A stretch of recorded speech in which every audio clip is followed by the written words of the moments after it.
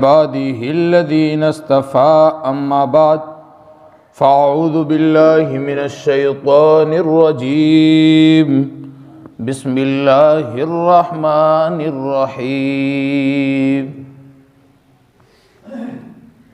طه ما أنزلنا عليك القرآن لتشقى إلا تذكرة لمن يخشى تنزيلا ممن خلق الأرض والسماوات العلى الرحمن على العرش استوى سبحان ربك رب العزة عما يصفون وسلام على المرسلين والحمد لله رب العالمين اللهم صل على سيدنا محمد وعلى آل سيدنا محمد وبارك وسلم اللهم صل على سيدنا محمد وعلى آل سيدنا محمد وبارك وسلم اللهم صل على سيدنا محمد وعلى آل سيدنا محمد وبارك وسلم۔ محترم بزرگوں اور دوستو، گزشتہ ہفتے میں نے سورۃ طٰہٰ کی تفسیر، سورۃ طٰہٰ کا ترجمہ شروع کیا تھا، اور سورۃ طٰہٰ کے متعلق میں نے بتایا بھی تھا کہ حضرت آدم کو پیدا کرنے سے پہلے اللہ رب العزت نے سورۃ طٰہٰ اور سورہ یاسین فرشتوں کو سنائی تھی۔ فرشتے بھی کہہ اٹھے تھے کہ وہ مبارک امت ہوگی، وہ مبارک لوگ ہوں گے جن کو یہ قرآن دیا جائے گا۔ اور یہ سورۃ طٰہٰ یہ وہ صورت ہے جسے سن کر فاروق اعظم حضرت عمر بن خطاب رضی اللہ تعالیٰ عنہ اسلام میں داخل ہوئے تھے۔ اپنی بہن کے گھر جب گئے اور وہ جو قرآن پڑھ رہے تھے، وہ قرآن کے جو اوراق، قرآن کا جو رکوع تھا، وہ یہی سورۃ طٰہٰ کی شروع کی آیات تھی۔ یہ پڑھ رہے تھے اور یہی سن کر حضرت عمر بن خطاب نے اسلام کو قبول کیا۔ یہ آپ نے علماء سے سنا بھی ہوگا۔ میں نے گزشتہ ہفتے 12 آیات کی تفسیر اور اس کا ترجمہ آپ کے سامنے میں نے پیش کیا تھا کہ اللہ رب العزت نے حضرت موسیٰ علیہ السلام کو کوہ طور کے دامن میں وادی طویٰ پر اللہ رب العزت نے موسیٰ علیہ السلام سے فرمایا، موسیٰ جوتے اتار دو۔ یہاں پر علماء لکھتے ہیں جوتے اتارنے سے مراد ایک جو کہ میں نے پچھلے ہفتے عرض کیا کہ ہو سکتا ہے جوتوں پر ناپاکی لگی ہوئی ہو اس وجہ سے، اور باقی علماء جو مفسرین لکھتے ہیں وہ فرماتے ہیں کہ وہ وادی طویٰ برکتوں والی ہے، تو برکت والی جگہ پر جوتے اتار دینا چاہیے۔ بزرگان دین سے یہ منقول ہے کہ جب وہ طواف کرتے تھے تو جوتے اتار کر طواف کرتے تھے۔ اس میں ایک حکمت یہ بھی ہے کہ اس وادی کے ریت کے ذرات میں جو برکات ہے، جو اللہ کی رحمتیں ہیں، وہ آپ کے پاؤں کو لگ جائیں اور آپ کے جسم کے اندر سما جائیں۔ اس وجہ سے علماء کہتے ہیں کہ مقدس جگہوں پہ جوتے اتار دینا چاہیے۔ اگرچہ متواتر احادیث سے یہ بات ثابت ہے، بخاری شریف کی حدیث ہے کہ جوتے پہن کر نماز پڑھ سکتے ہیں اگر جوتے پاک ہو تو اس صورت میں، لیکن آداب کا تقاضا یہ ہے کہ جوتے اتار دینا چاہیے، جوتوں کے سمیت نہیں بلکہ جوتوں کے بغیر اللہ رب العزت کی عبادت کرنی چاہیے، یہ ادب کا تقاضا ہے۔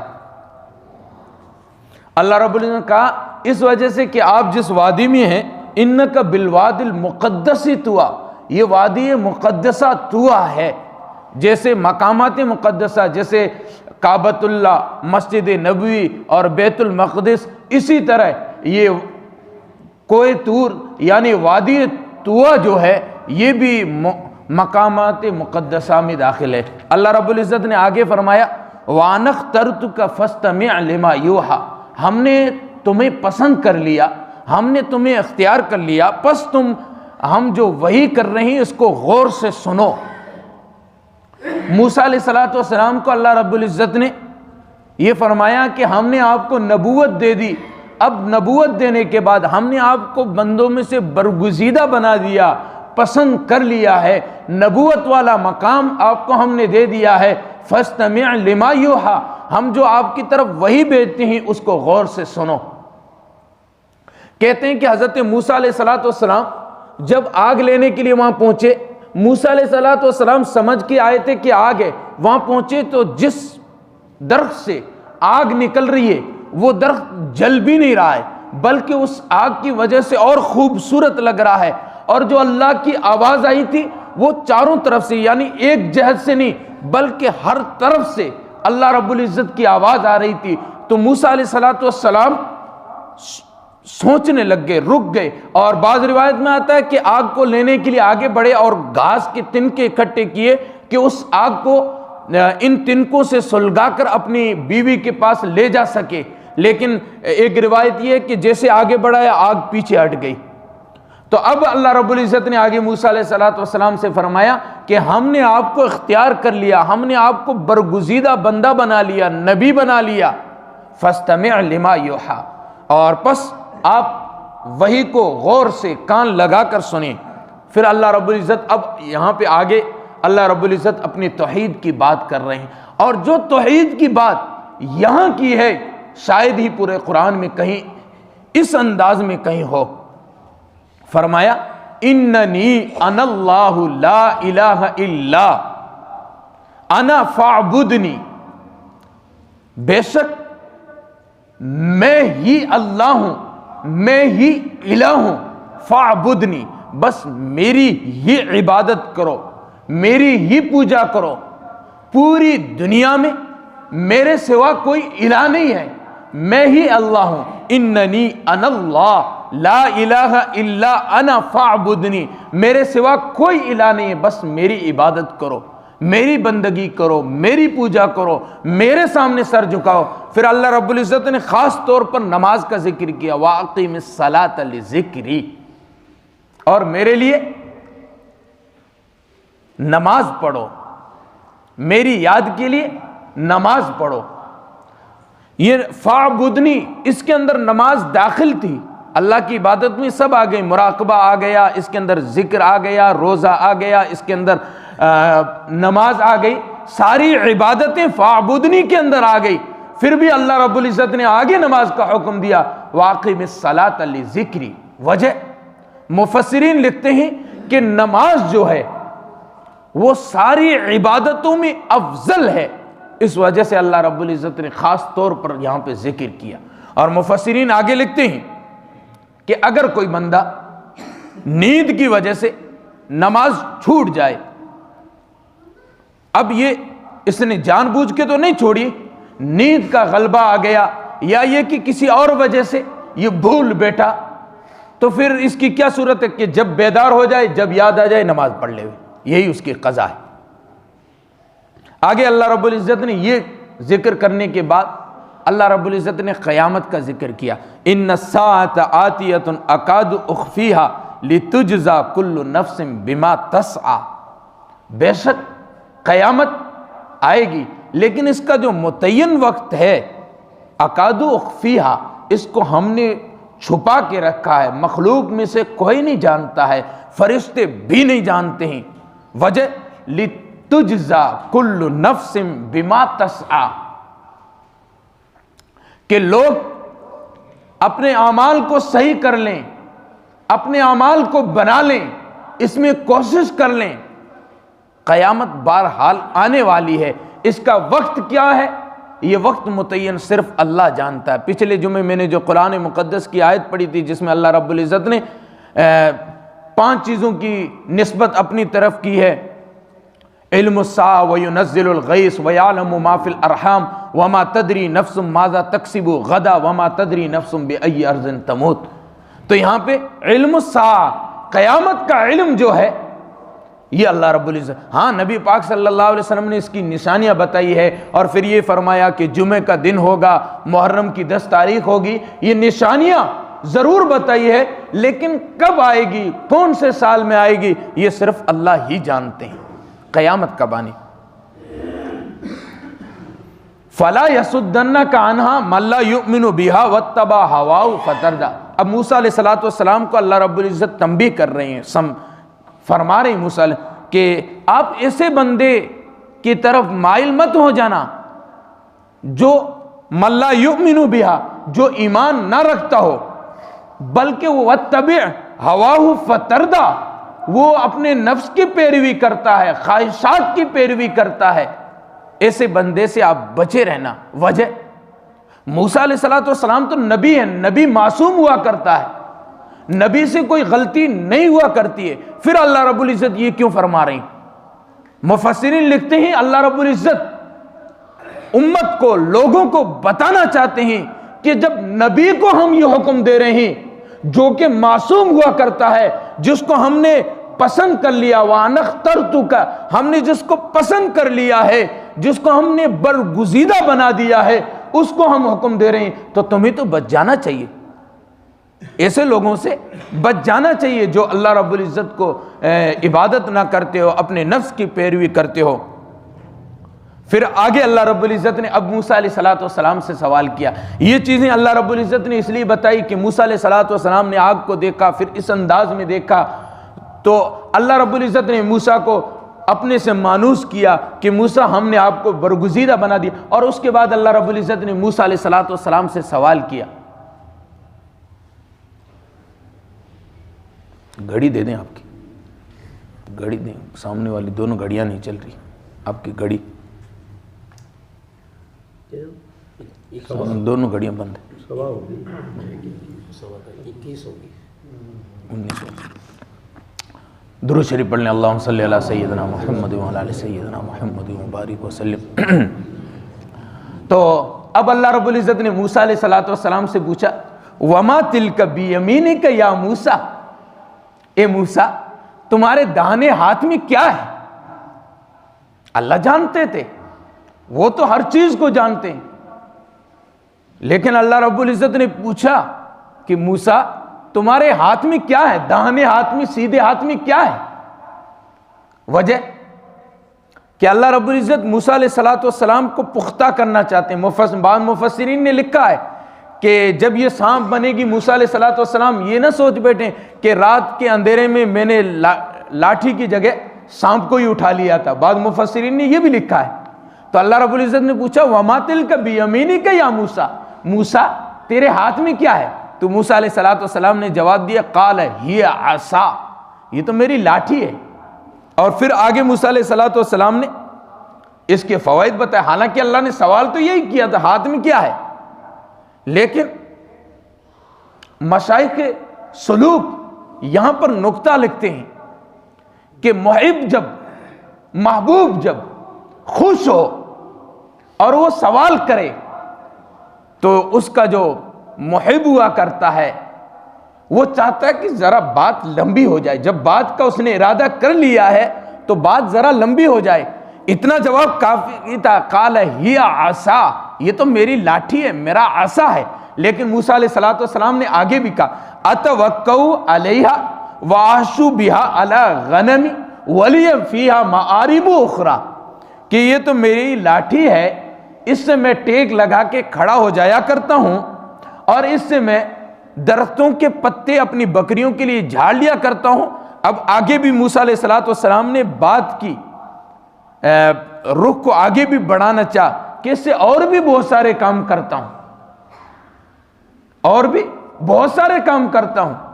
یہ محبت کی باتیں ہوا کرتی ہے کہ محب نے پوچھا ہے، محبوب نے پوچھا ہے، تو موسیٰ علیہ السلام کہہ رہے ہیں یہ عصا ہے، اس سے میں ٹیک لگا کے کھڑا ہوا کرتا ہوں، اور اس سے بکریوں کو پتے جھاڑ دیا کرتا ہوں، اور بھی بہت سارے کام اس سے کر لیا کرتا ہوں۔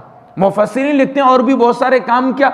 وہ کہتے ہیں کندھے پہ اس کو رکھ کے اس کے ذریعے سے میں سامان کو لٹکا لیا کرتا ہوں، دھوپ میں بیٹھنے کے لیے اس کو میں گاڑ دیا کرتا ہوں، اس کے اوپر کپڑا ڈال کے میں سایہ کر دیا کرتا ہوں۔ تو اللہ رب العزت نے اب موسیٰ علیہ السلام سے فرمایا قال القیہا یا موسیٰ، اس کو ڈال دو، اس عصا کو، اس لکڑی کو زمین پہ ڈال دو۔ موسیٰ علیہ السلام نے حکم کی تعمیل کی، اللہ رب العزت نے حکم فرمایا کہ لکڑی کو ڈال دو، موسیٰ علیہ السلام نے لکڑی کو زمین پر ڈال دیا۔ فَأَلْقَاهَا فَإِذَا هِيَ حَيَّةٌ تَسْعَىٰ، اب وہ لکڑی سانپ بن کے چلنے لگ گئی، دوڑنے لگ گئی، فنفنانے لگ گئی۔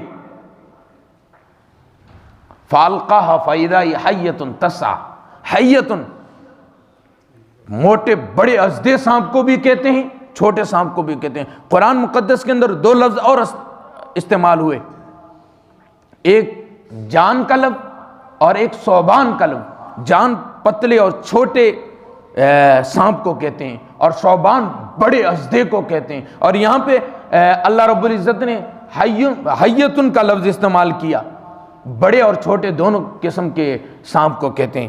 تو یہ بڑا سانپ بن کے فنفنانے لگا۔ قال خذھا ولا تخف، کہتے ہیں مفسرین لکھتے ہیں کہ موسیٰ علیہ السلام نے جب سانپ کو دیکھا تو موسیٰ علیہ السلام پیچھے بھاگے۔ اللہ رب العزت نے موسیٰ علیہ السلام سے فرمایا قال خذھا، اس کو پکڑ لو، ڈرو نہ، ولا تخف، ڈرو نہیں، گھبراؤ نہیں، اس کو پکڑ لو۔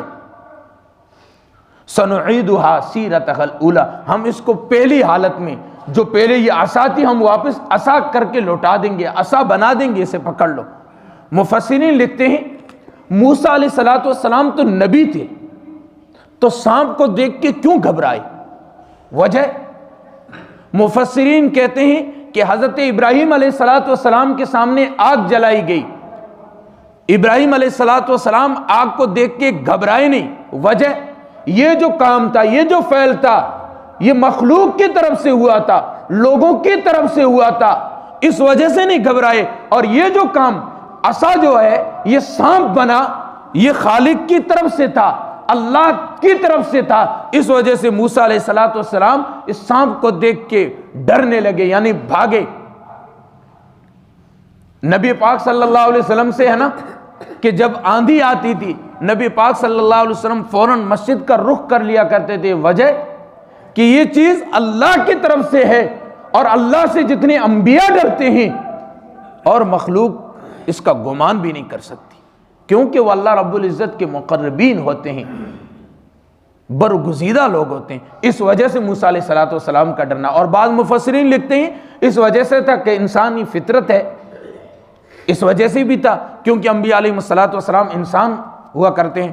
اللہ رب العزت نے فرمایا اس کو پکڑو، ہم اس کو پہلی صورت میں لوٹا دیں گے۔ یہ پہلا معجزہ اللہ رب العزت نے عطا فرمایا۔ پھر دوسری چیز اللہ رب العزت نے موسیٰ علیہ السلام سے فرمائی وَضْمُمْ يَدَكَ إِلَى جَنَاحِكَ تَخْرُجْ بَيْضَاءَ مِنْ غَيْرِ سُوءٍ آیَةً أُخْرَى، کہ اپنے ہاتھ کو، اپنے دانے ہاتھ کو بائیں بغل میں ڈالیے، جب اس کو آپ باہر نکالیں گے تو یہ چمکتا ہوا سفید پائیں گے، اس میں کوئی بیماری نہیں ہوگی کہ جیسے بعض مرتبہ برس ہو جاتا ہے، یہ کوڑا پن کی بیماری ہو جاتی ہے، اس سے سفید ہو جاتی ہے، کہ اس میں کوئی بیماری نہیں ہوگی، بلکہ یہ ہماری نشانی ہوگی، دوسری نشانی۔ دوسرا آپ کو ہم نے پہلا معجزہ لاٹھی والا جو کہ عصا بنتی ہے وہ دیا، اور دوسرا یہ کہ آپ اپنے ہاتھ کو بغل میں ڈال کے واپس نکالیں گے، یہ سورج کی طرح چمکتا ہوا نظر آئے گا۔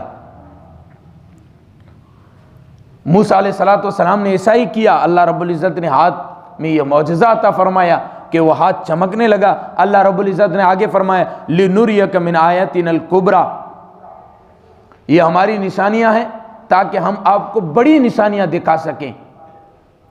اور پھر اللہ رب العزت نے یہ معجزات عطا فرمائے، اپنے سے بات بھی کرائی، تکلم بھی کرایا، اور اس کے بعد اللہ رب العزت نے اب حکم دیا اذهب الى فرعون انه طغى، کہ اب جاؤ فرعون کے پاس، وہ سرکش ہو گیا ہے، وہ باغی بن چکا ہے، وہ غدار بن چکا ہے۔ ایک ہوتی ہے نافرمانی اور ایک ہوتی ہے غداری، اور فرعون تو حد سے گزر چکا تھا، نافرمانی سے بھی تجاوز کر چکا تھا، اور وہ خدائی کا دعویٰ کر بیٹھا تھا کہ میں کسی خدا کو نہیں مانتا، میں خود ہی خدا ہوں۔ موسیٰ علیہ السلام کا بچپن فرعون کے محل میں گزرا ہے، اور پھر جب حضرت موسیٰ علیہ السلام نے اس ایک قبطی کو مار دیا تھا، فرعون کے فوجی موسیٰ علیہ السلام کو پکڑنے کے لیے آئے تھے، تو موسیٰ علیہ السلام وہاں سے نکلے اور مدین پہنچے، اور مدین میں حضرت شعیب علیہ السلام کے ہاں انہوں نے 8 یا 10 سال تک خدمت کی۔ پھر حضرت شعیب علیہ السلام کی بڑی بیٹی سے ان کا نکاح ہوا، اور یہ ان کی اپنی حضرت شعیب کی بیٹی کو یعنی اپنی بیوی کو لے کے واپس آ رہے تھے۔ اور وہاں پہ ان کو درد ذہ ہوا، یعنی بچے کی ولادت، بچے کی پیدائش کا درد ہوا، اس وجہ سے آگ لینے کے لیے وہاں گئے۔ اللہ رب العزت نے موسیٰ علیہ السلام کو پیغمبری عطا فرمائی اور فرمایا کہ اب جاؤ فرعون کے پاس، وہ فرعون سرکس بن چکا ہے، مخلوق پر ظلم کرنے لگا ہے۔ اللہ رب العزت جب بندہ نافرمانی کرتا ہے اسے ڈھیل دیتے ہیں۔ کیوں؟ کہ یہ تو کمزور ہے، یہ منی کا قطرہ ہے، یہ اللہ کی ربوبیت اور شان جلالی کے سامنے کیا ٹکرائے گا؟ اس وجہ سے اللہ رب العزت اس کی پرواہ نہیں کرتے ہیں۔ اللہ نے اس کو خوب ڈھیل دی۔ مفسرین نے لکھا، خصوصاً علامہ ابن کثیر رحمۃ اللہ علیہ نے، کہ فرعون کو بیماری سے اللہ نے بچایا، ہر قسم کی اس کو نعمتیں دی، وہ سرکس بن گیا، اللہ رب العزت کا نافرمان بن گیا، اس کے باوجود بھی اللہ رب العزت نے بارشوں کو جاری رکھا، نعمتوں کو جاری رکھا۔ اور اب موسیٰ علیہ السلام کو اللہ نبوت دینے کے بعد، 2 معجزے دینے کے بعد کیا کہہ رہے ہیں کہ موسیٰ جاؤ فرعون کے پاس جو کہ سرکس بن چکا ہے، میری نافرمانیوں پر اتر آیا ہے، اذهب الى فرعون انه طغى، جاؤ فرعون کے پاس۔ تو میں نے آج یہاں تک پہلے رکوع تک کیا، اب آگے کی باتیں انشاءاللہ اگلے ہفتے، کیونکہ وقت ہو چکا ہے۔ تو میں نے جو شروعات کی کہ جب نبی پاک صلی اللہ علیہ وسلم پر قرآن اترا تو اس کے بعد اللہ رب العزت یہ بتلانا چاہتے ہیں کہ جس طرح میرے محبوب تبلیغ کر رہے ہیں، اسی طرح ہم نے موسیٰ علیہ السلام کو بھی نبوت عطا فرمائی تھی، اور موسیٰ علیہ السلام کو فرعون جیسے جابر اور ظالم بادشاہ کے پاس ہم نے بھیجا تھا۔ جب بھی دنیا میں فرعون پیدا ہوتا ہے، اللہ رب العزت دنیا کی بہبود کے لیے، انسانوں کی فلاح کے لیے اللہ رب العزت موسیٰ کو بھیج دیا کرتے ہیں۔ زمانے نے دیکھا ہے، جب زمانے کے فرعون نے انگڑائی لی ہے، اللہ رب العزت نے موسیٰ کو بھیج دیا ہے۔ یہاں فرعون نے انگڑائی لی، موسیٰ کو بھیجا، اور ابو جہل نے انگڑائی لی، اللہ رب العزت نے محمد الرسول اللہ کو اپنا حبیب بنا کے بھیج دیا ہے۔ تو اللہ کا یہ فیصلہ ہے، اندھیری رات کے بعد اجالا ہوتا ہے۔ تو دنیا میں ظلم کرنے والے ظلم کرتے جائیں، لیکن ظلم کے بعد اللہ رب العزت سویرا ضرور بھیجتے ہیں، سورج کو ضرور بھیج دیا کرتے ہیں۔ تو یہاں تک میں نے یہ باتیں عرض کی، ایک رکوع مکمل ہو چکا ہے۔ انشاءاللہ اگلے رکوع سے انشاءاللہ اگلے جمعے سے شروع کریں گے۔ اللہ رب العزت قرآن مقدس سمجھنے کی اور قرآن مقدس سے محبت نصیب فرمائے۔ وآخر دعوانا الحمدللہ رب العالمین۔